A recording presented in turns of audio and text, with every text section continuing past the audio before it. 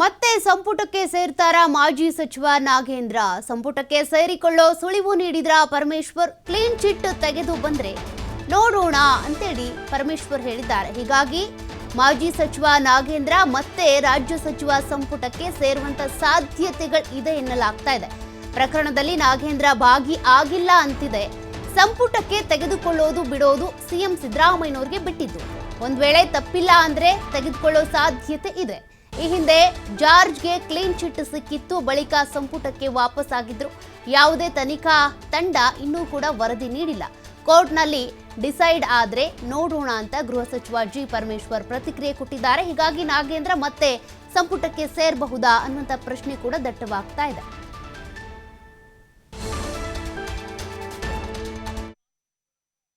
ನಾಗೇಂದ್ರ ಅವರನ್ನ